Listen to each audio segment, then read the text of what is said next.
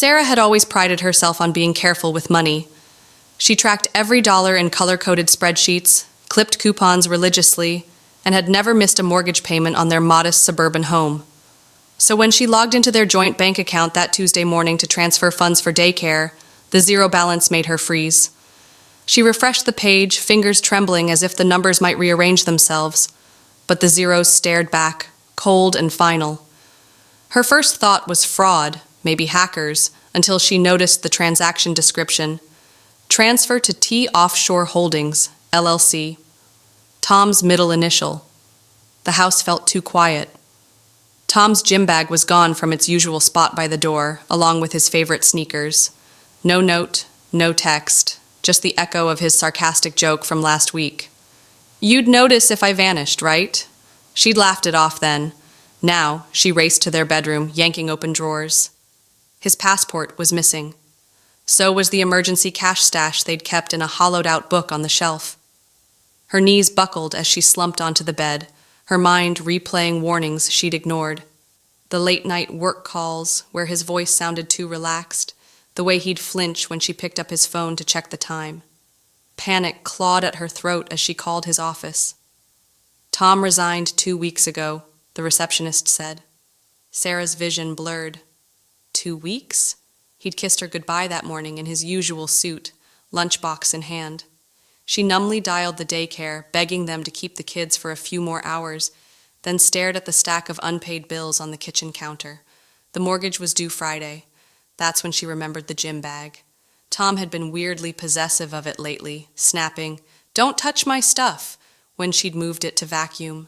She found it shoved deep into the garage storage, under old Christmas decorations. Inside, beneath sweaty workout clothes, was a burner phone. The screen lit up with notifications from Belize Paradise Realty and a dating app. Her stomach churned as she scrolled. Flirty messages to a woman named Lena, plans to start over somewhere sunny. But the worst was a voice memo.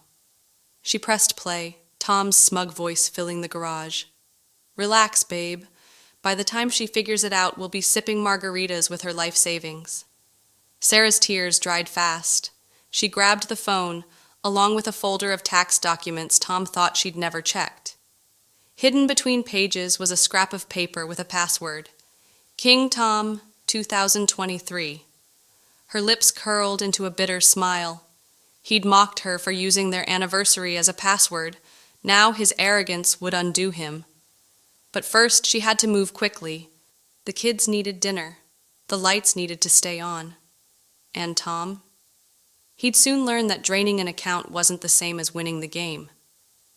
Sarah spent that night hunched over her laptop, the glow of the screen reflecting in her red-rimmed eyes. Tom's password, King Tom 2023, unlocked a trail of lies. Offshore account statements, wire transfers to Belize, even a rental agreement for a beachfront villa under his and Lena's names. Her hands shook as she screenshot every page, but her mind stayed sharp. This isn't just my money, she thought, glancing at her daughter's school photos on the fridge. It's theirs. At dawn, she called a lawyer recommended by a friend. "Meet me at the courthouse in an hour," the woman said, after hearing Sarah's shaky summary. "Bring every document you've got." Sarah dressed the kids in yesterday's clothes, dropped them at a neighbor's with a rushed hug, and sped downtown. The lawyer, a no-nonsense woman in a tailored suit, flipped through the evidence. "He left a digital breadcrumb buffet," she muttered. "We'll freeze everything today, but we need to move fast. Men like him panic when the money stops." By noon, Sarah sat in a stuffy government office, filling out fraud paperwork while texting the daycare to explain the late pickup fee. Her phone buzzed, a Belizean number. She let it ring, imagining Tom sweating under the Caribbean sun, cocktails replaced by confusion. When she finally checked voicemail, his voice was strained. "Sarah, what did you do?" "The account's locked." She deleted it, her chest tight but steady. That night, as she microwaved mac and cheese for the girls, an email popped up. "Your request to freeze T Offshore Holdings LLC has been approved." She exhaled, leaning against the counter. But relief faded when she spotted Tom's sneaky backup plan, a second transfer scheduled for midnight. He's trying to move it again. Her fingers flew across the keyboard, logging into his email, password Lena123. With 3 minutes to spare, she canceled the transaction and changed the account's security questions to nonsense even Tom couldn't guess. Mother's maiden name? Pancakes. The next morning, the lawyer called. He's scrambling. Called me from a payphone screaming about his rights. Sarah smirked, wiping applesauce off the table. Tell him to check his balance again. By evening, Tom's Instagram, still logged in on the family iPad, posted a blurry sunset photo. Sarah zoomed in. Behind the palm trees, a for rent sign hung crookedly on their villa. Lena's profile, she discovered, now listed her as single and ready for adventure. Sarah bookmarked it, a small, fierce pride burning in her chest. The game wasn't over, but the tide had turned. She tucked the girls into bed, their breathing soft and oblivious. In the dark, her phone lit up with a new voicemail. Tom's voice cracked. Please, I'm stuck here. The hotel kicked me out. Lena's gone. I just need... Sarah silenced it, placing the phone face down. Outside, the first snow of winter began to fall, blanketing the world in quiet, clean white. The courtroom buzzed with stale coffee and nervous whispers as Sarah clutched the folder of evidence against her chest. Tom had flown back, not out of remorse, but because his passport had been flagged. He slouched at the defendant's table in a wrinkled shirt, his Belize tan now sallow under fluorescent lights. Sarah avoided his glare, focusing instead on the lawyer's opening statement. This isn't just about stolen money. It's about a man who underestimated the woman who tracked every penny. Mid-hearing, Tom's new attorney slid a document across the table, a forged prenup claiming Sarah had abandoned their finances. Her lawyer snorted, producing time-stamped spreadsheets showing every bill Sarah paid while Tom played millionaire abroad. The judge's eyebrows climbed higher with each entry. When Tom took the stand, his confidence crumbled under simple questions. Why transfer funds to Belize? For investments. In what? Vacation property. Which you rented under your mistress's name. The gallery tittered. Afterward, Sarah stepped into the hall, her knees wobbly. Tom cornered her by the water fountain, reeking of desperation and airport vodka. You've ruined me, he hissed. Give me half the house or I'll fight for custody. Her stomach dropped. The girls. But then she remembered. The nanny cam. She'd installed it after he vanished, capturing him sneaking in weeks prior to steal jewelry. Check your email, she said coldly. His phone dinged with a video attachment, Tom pocketing her grandmother's pearls while the girls napped upstairs. His face paled. Drop the custody threat, she whispered, or this goes to the prosecutor. Grand larceny carries prison time, Tom. He fled the courthouse, tripping on the stairs. By dusk, his lawyer called to withdraw all claims. Sarah sat in her minivan, gripping the steering wheel until her hands stopped shaking. At home, she burned the forged prenup in the backyard fire pit, her daughters roasting marshmallows over the flames, giggling as the embers danced. What's that, Mommy? Her youngest asked. Garbage, Sarah said, tucking the nanny cam footage into her purse. Days later, a certified letter arrived. Tom had signed over full custody and the house, but as Sarah filed it away, she noticed odd charges on his old credit report, a storage unit rented under his name. Inside, she found stacks of cheap electronics and fake designer watches, his investments. She donated it all to a school fundraiser, the principal bemused as kids gleefully dismantled counterfeit smartwatches. That night, Sarah's blog, Budgeting Backbones, went viral. Strangers messaged thanking her for the tip about password-hacking lazy spouses. One comment stood out. Men like him target women they think won't fight back. You proved we bite harder? She screenshot it, saving it beside the video of Tom's courthouse stumble. As snow melted into spring, Sarah drove past Tom's new office, a gas station where he pumped fuel in last season's flip-flops. She didn't honk, didn't smirk, just adjusted the rearview mirror to see her daughters singing in the back seat, their voices loud and bright and blessedly unaware of the storm their mother had quieted. But in her glove compartment, the burner phone still hummed. Belize numbers, pleading texts. She'd answer when she was ready, or maybe never. For now, the balance was finally hers. The burner phone buzzed again during Sarah's first TV interview. She ignored it, smiling brightly as the host praised her blog's viral post on 10 signs your partner is financial deadweight. But backstage, her lawyer waited with a manila envelope. Tom's been busy, she said, sliding out photos of him meeting a shady, familiar figure.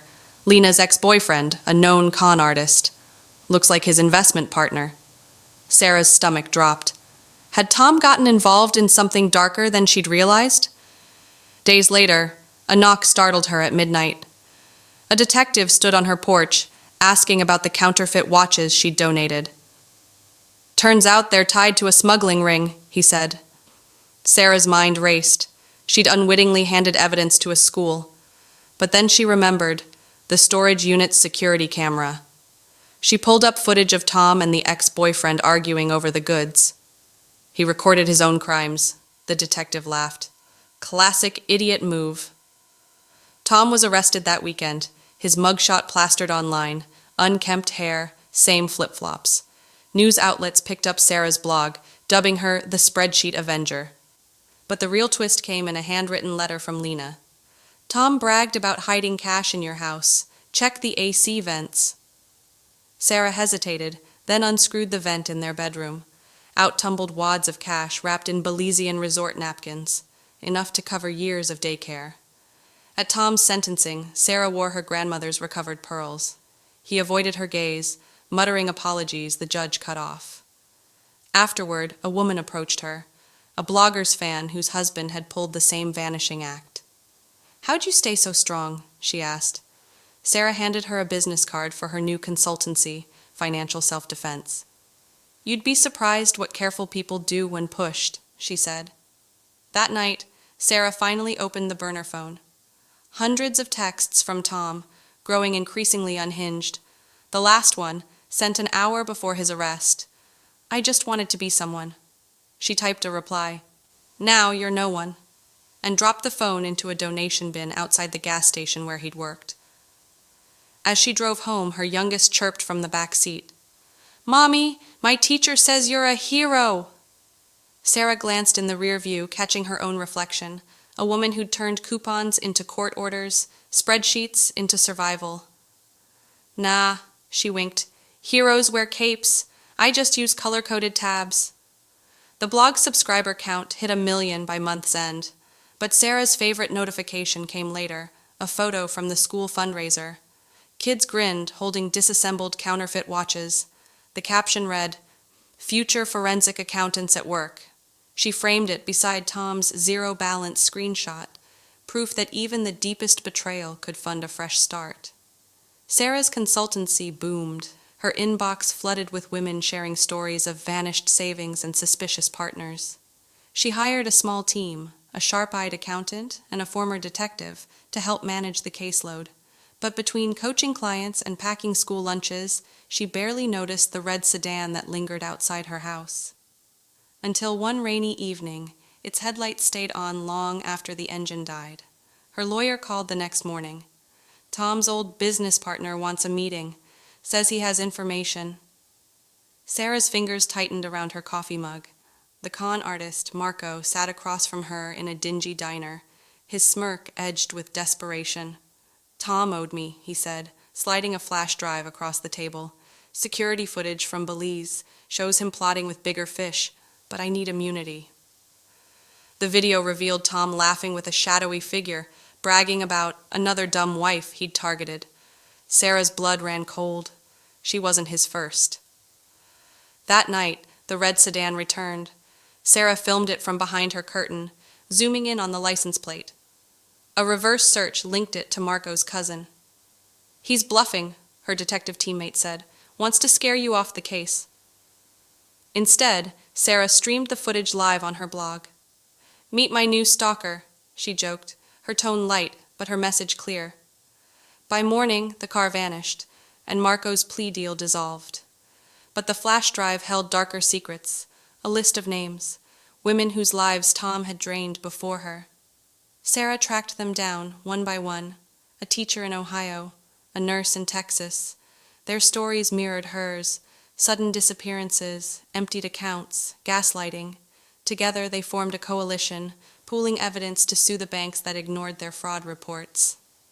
At home, Sarah's youngest drew pictures of bad guys in jail, her crayon scribbles all teeth and frowns. "Like Daddy?" she asked innocently. Sarah's heart ached.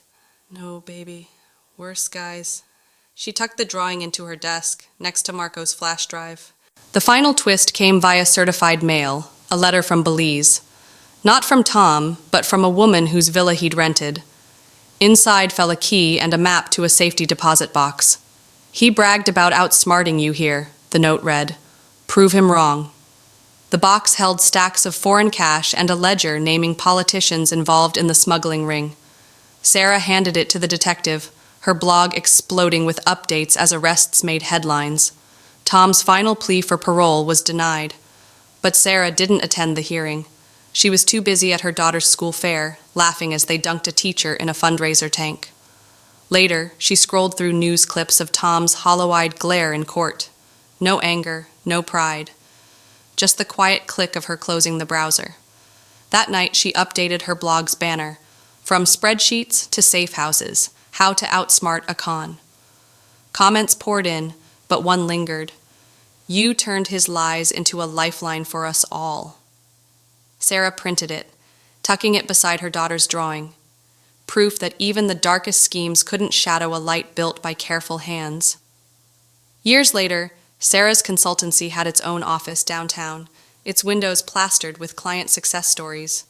Her daughters, now tweens, helped design the logo, a lioness guarding a vault.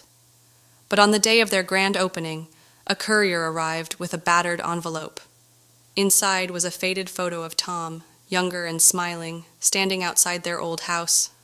On the back, scribbled in his handwriting, "I'm sorry for all of it."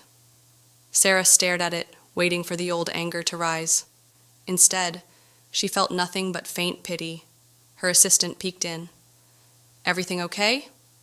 Sarah slid the photo into a drawer. "Just trash," she said. That afternoon, a reporter asked about her legacy during a ribbon-cutting interview. "It's not about me," Sarah said, nodding to her team. "It's about teaching others to protect their light." As she spoke, her youngest daughter tugged her sleeve, whispering, "Mom, your phone's buzzing." It was an unknown number. Sarah almost ignored it until she recognized the area code. "Belize." She answered, silent.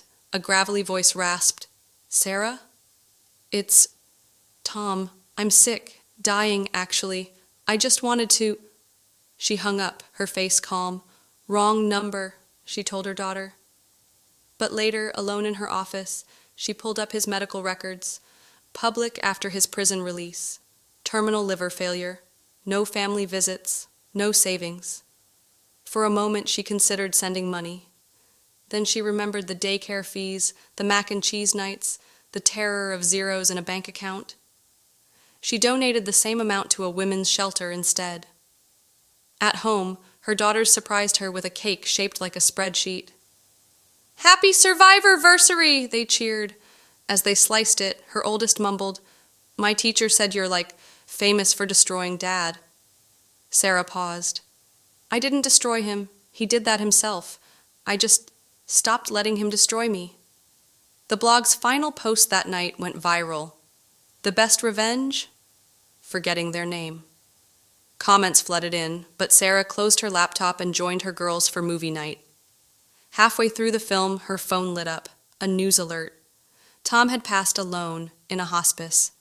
She deleted the notification, eyes never leaving the screen where her daughters laughed at a cartoon lioness roaring triumphantly.